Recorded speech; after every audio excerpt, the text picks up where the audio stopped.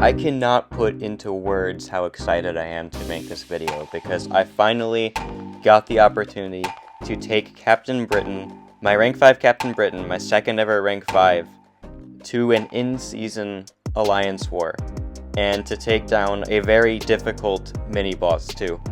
And I have 2 fights with Captain Britain this war. The rest are going to be Tigra and Kitty. Kitty's going to take 4 fights, Tigra's going to take 2 other ones, so I have 8 fights total this war. We're starting with this Overseer on Path 7. This is really easy for Tigra. I know how this matchup works, and I can really just get into the rhythm of countering his SP1s, and it's a really easy time. Because Overseer, he has that auto block, but we're just using heavy attacks anyway, so it's never going to trigger.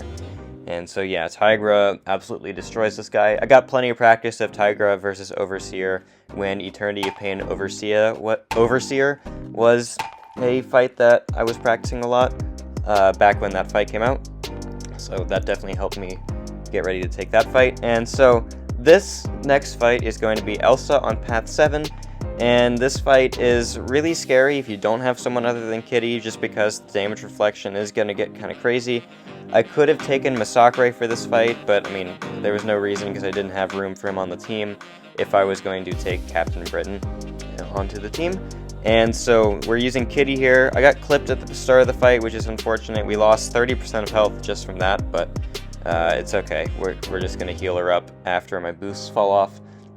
And so the reason Kitty is good for this fight, obviously, is because you don't want to knock Elsa down, usually because you are going to trigger the damage reflection, but in this case, with Kitty, either A, I can kill her with my first knockdown, being this SP2, or B, I can just take no damage from the damage reflection that would come because of the fact that I don't take damage when I'm phasing.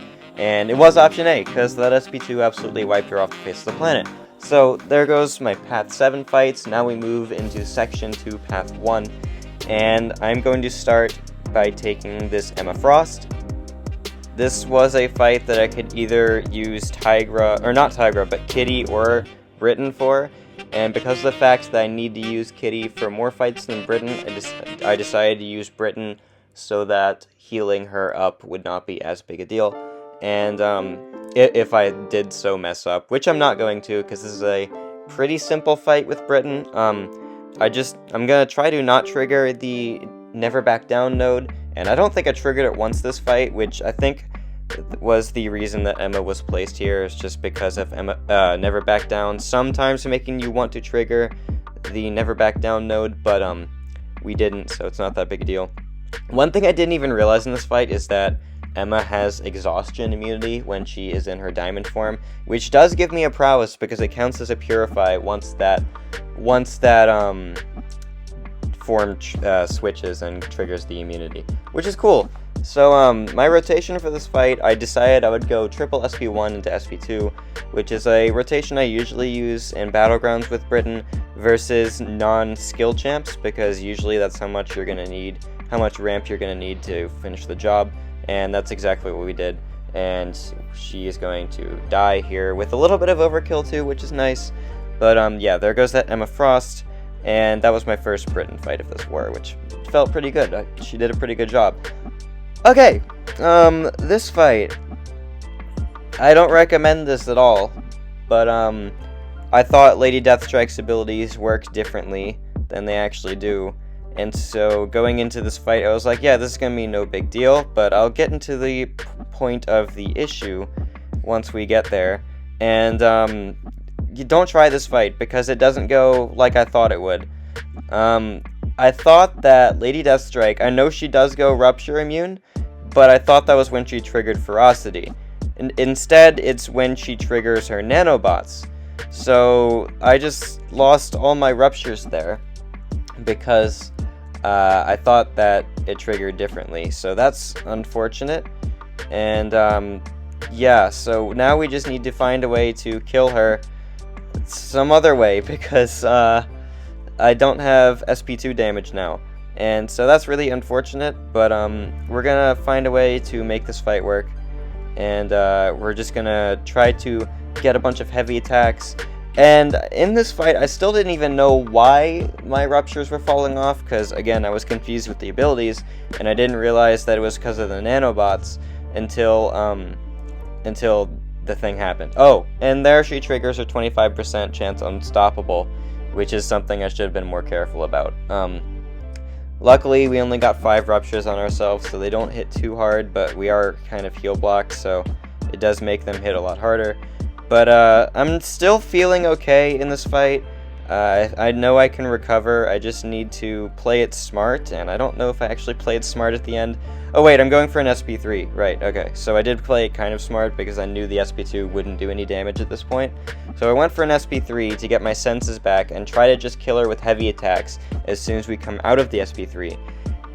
And so that's the game plan, and we're going to see what happens right after the SP3. We get clipped on a dashback. And I must say, I am incredibly lucky that LDS decided to only do a double medium. If I got more ruptures on me, I'd probably be dead. And I'm blocking most of this SP2 just because I can't dex it in the corner. I've never tried before.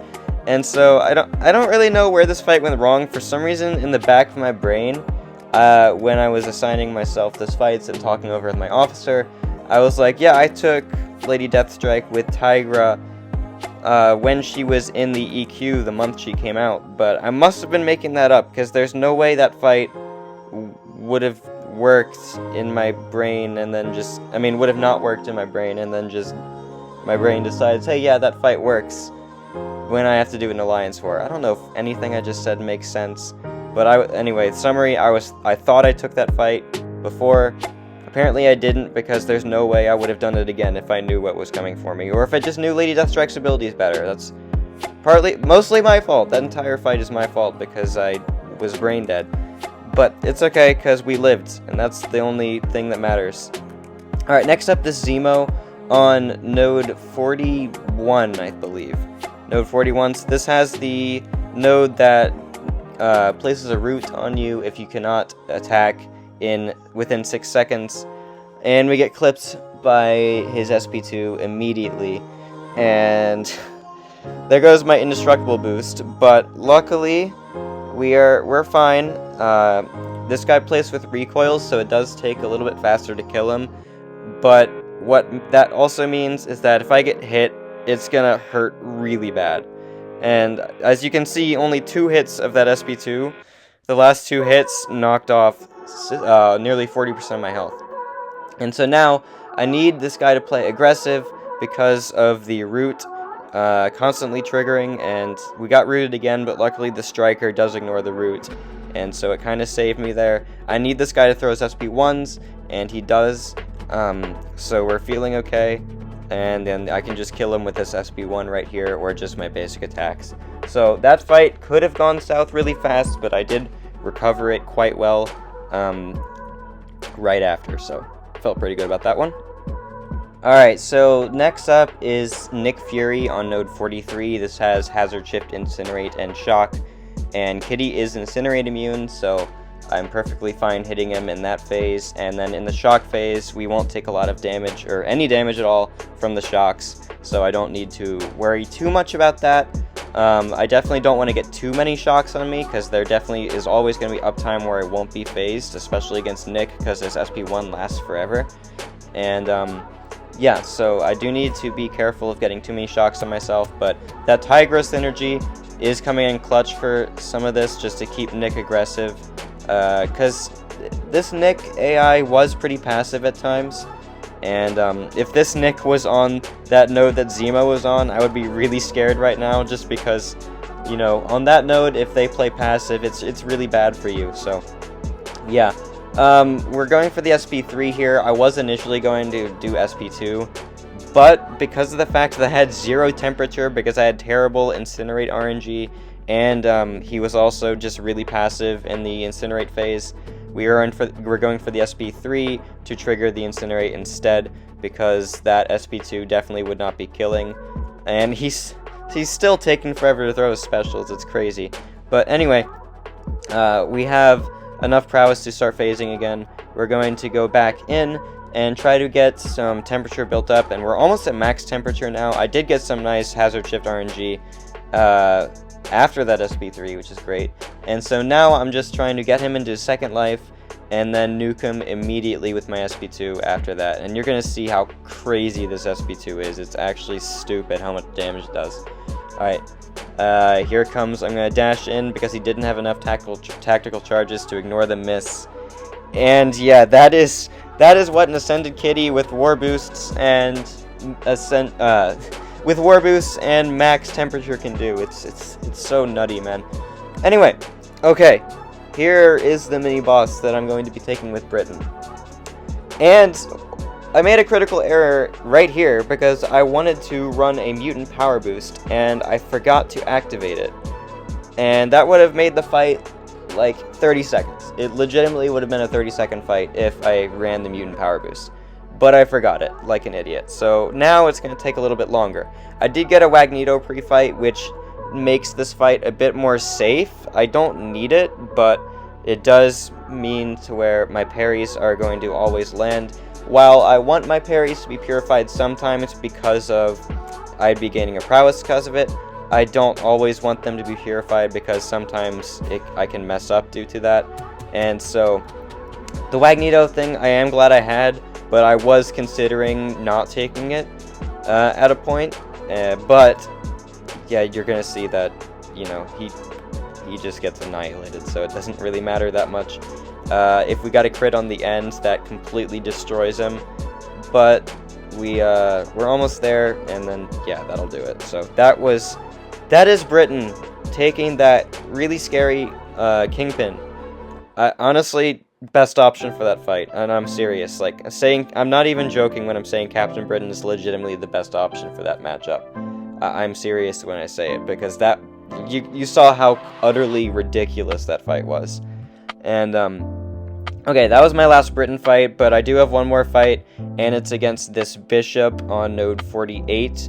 And I've taken this fight before, although I am scared of it still sometimes, because you can just die really fast if you messed up.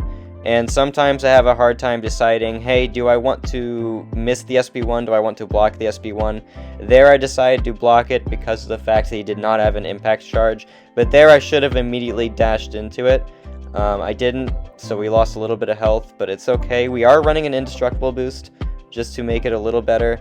And I definitely took a lot of damage from blocking at that time. I really just need to start dashing back twice instead of dashing back once, because I think that's why I'm deciding to block some of that, is because I know I'm too close to actually trigger the phase. So I need to adjust how I'm going to counter that guy's SP1 for future fights, but we did kill him really fast and really easy, so it's not that big a deal. And yeah, that is my war. We are still currently in the war, but I wanted to upload this today because tomorrow's Cyber Weekend, and no one is going to be clicking on videos that aren't Cyber Weekend related tomorrow. So if I wanted this video to get any audience at all, I needed to do it before tomorrow.